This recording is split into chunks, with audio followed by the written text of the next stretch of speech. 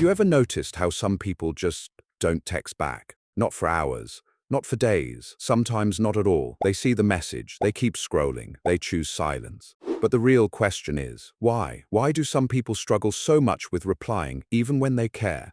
Is it avoidance? Is it anxiety? Is it personality? Or is there something deeper happening in their psychology? Stay until the end, because what you're about to learn might even explain your own texting behavior. First, there is the overthinker's freeze response. For some people, the problem isn't that they don't want to reply, it's that they want to reply perfectly. They read your message and suddenly their brain starts running in circles. What should I say? What if it sounds weird? What if I disappoint them? What if they misunderstand? This mental overload causes what psychologists call analysis paralysis, the inability to respond because they're thinking too much. They're not ignoring you, they're overwhelmed by what their response could mean.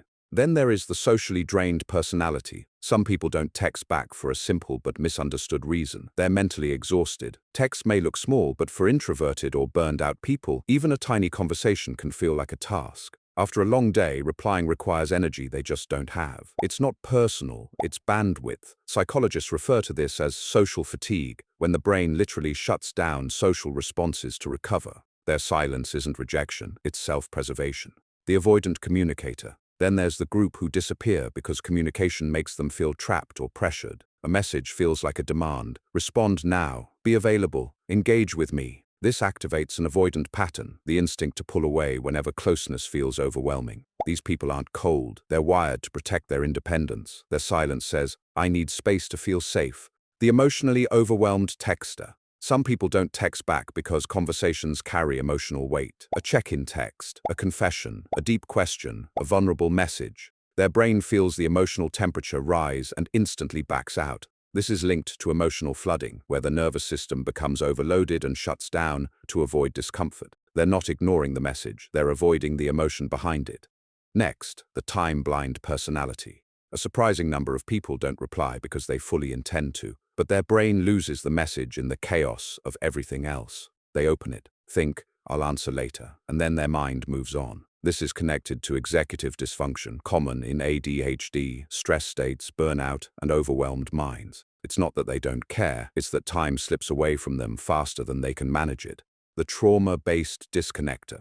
For some, silence is a defense mechanism they learned long ago. Maybe they grew up in a home where communication led to conflict, or where expressing feelings caused arguments, or where they were punished, mocked, or ignored, so their nervous system learned silence is safer than responding. This is called protective withdrawal, a trauma-trained instinct to retreat before anything can hurt them. They're not avoiding you, they're avoiding the emotional history inside themselves.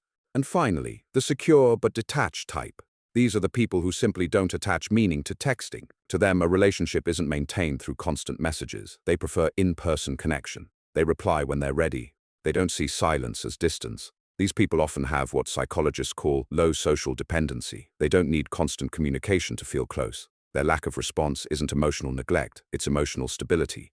So what does all this mean? People who don't text back aren't always disinterested. They're not necessarily avoiding you, and they're not always being rude.